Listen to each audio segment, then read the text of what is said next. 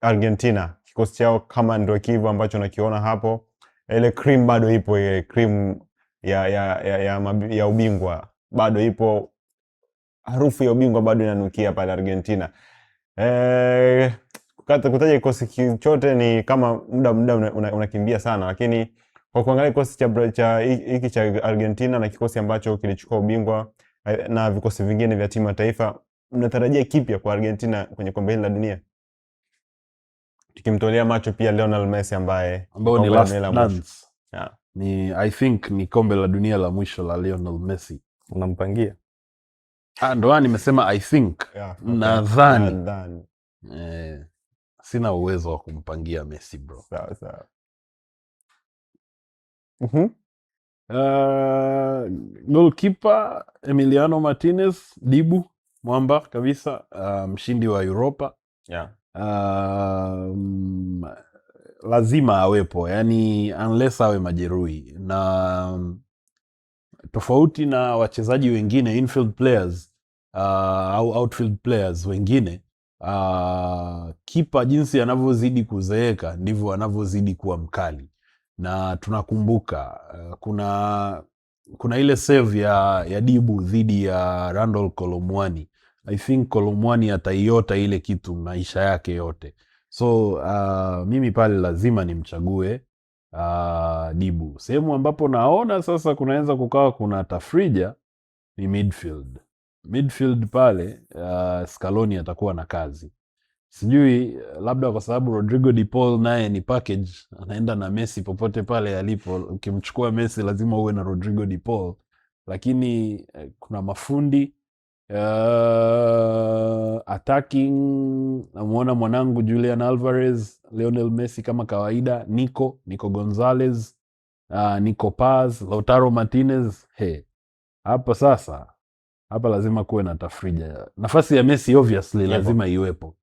Sasa hao wengine ambao watakuwepo hapo, kama ni 4-3-3, kama ni 4-4-2, hao wawili, au ni 4-3-3, hao wawili wanaobaki kucheza pamoja na Messi, lazima kutakuwa na tafrija. Ukocha wa PS, eneo la washambuliaji ukiachana Messi, utaenda na nani wengine?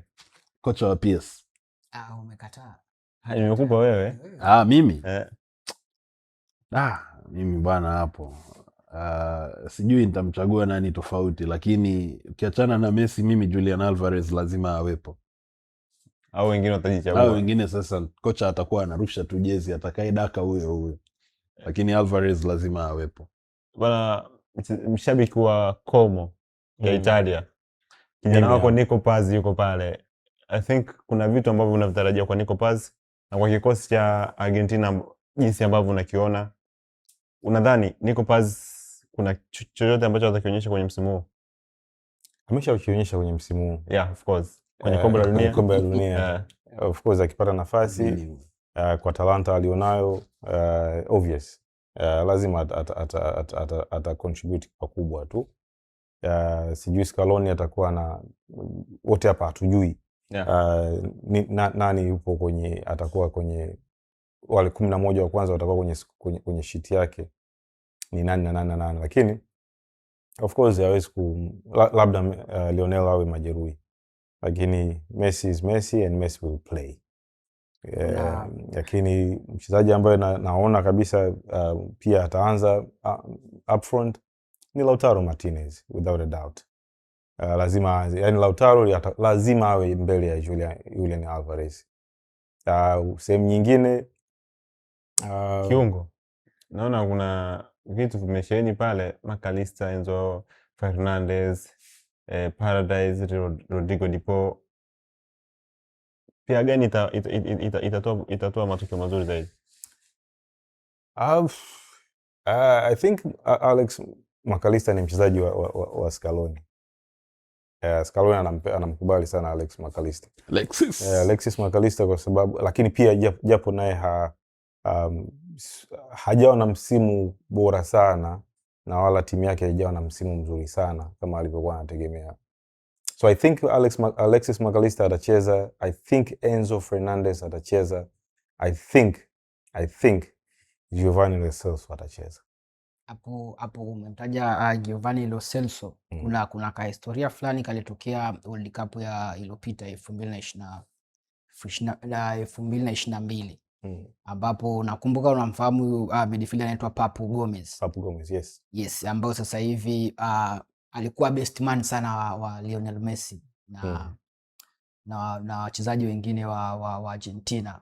Alifanya kitendo ambacho sidhani kama atakaje aitwe tena, atakuja kuitwa tena Argentina, kwa sababu aliamini kwanza kwenye uchawi kabla ya kuchukua World Cup, kwa sababu yeye alikuwa majeruhi kipindi watu wanaitwa kwenye World Cup. Akaenda kwa mganga, lakini mganga akamwambia inabidi mtu mmoja awe sacrifice kwenye timu ili wewe uitwe. Akamchagua Giovanni Lo Celso. Lo Celso anapata injury wiki mbili kabla ya World Cup. Anaachwa yeye, anaitwa Papu Gomez. Na walikuja kujuaje?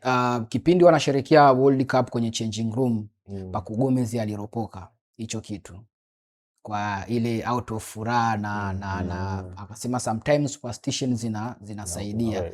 Watu walivyomuoji akasema hiyo ilikuwa ni incidence ya kwanza. Mkubali mganga.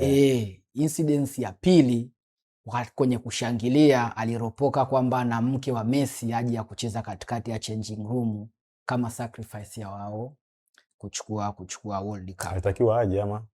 Alitakiwa aje. Yani anamwambia Messi amlete mke wake ili kwenye kushangilia dressing room ya wanaume ili kama kupongeza uwezo wa kuchukua World Cup. La tatu ambayo lilisababisha sasa Messi na timu nzima ya Argentina ikae na kuamua basi usela na nini uishe, ni kwamba kipindi World Cup ijaanza walipimwa ile drug test, yes.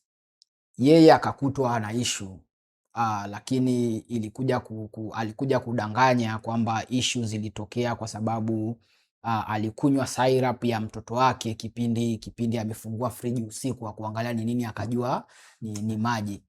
So kilichomsaidia, kwa sababu ile issue zilitoka, bani result zilitoka baada ya World Cup, wakambani ile miaka 3. So alitakiwa awe banned kabla ya World Cup haijaanza, kama zile result zingetoka mapema.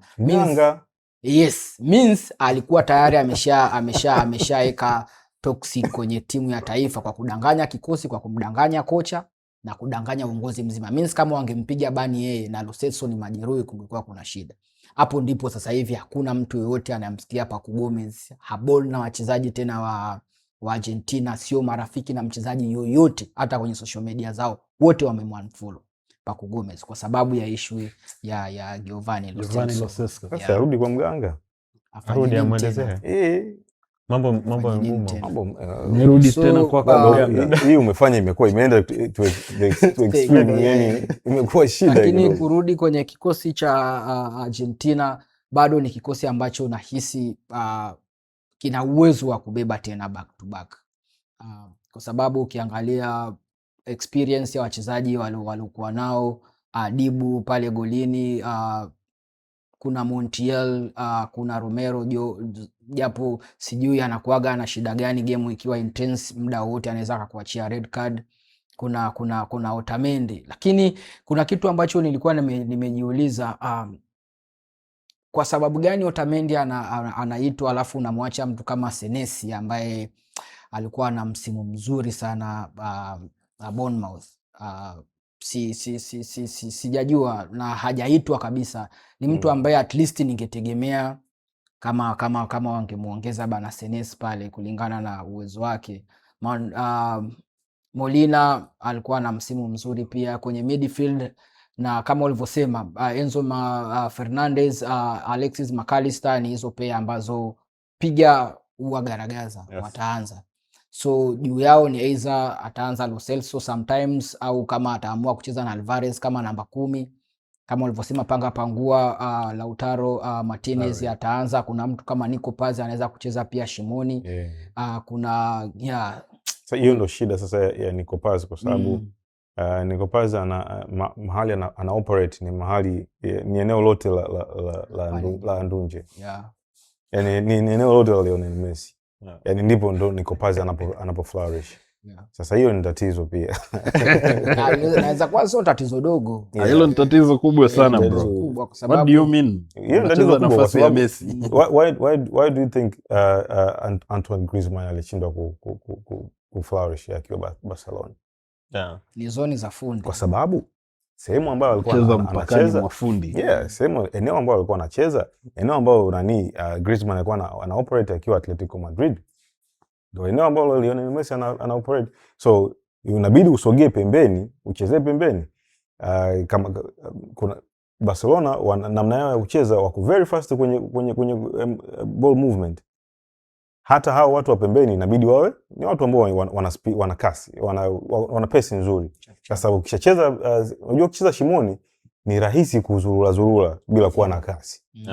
Sawa, wanaopita kama ni wingers wakimbie. Wewe hauna sababu ya kuzurura sana. Ndio maana Messi ana scan sana, yani ile kabla hajareceive sio kitu rahisi. Sio kitu rahisi kabisa. Kwa hiyo walivyompeleka pembeni ikawa shida kutoa the same product ambayo aliweza kuitoa akiwa Atletico Madrid. So that's what I see, but Nico bado ana miaka mingi sana ya kucheza.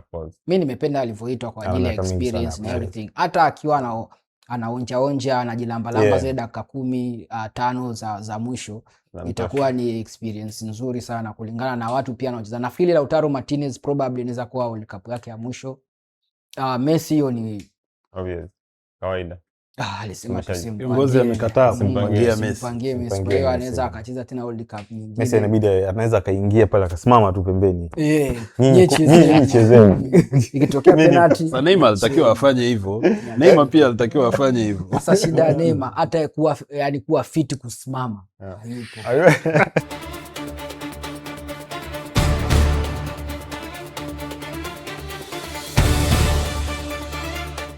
Game time, tuonavyo sisi.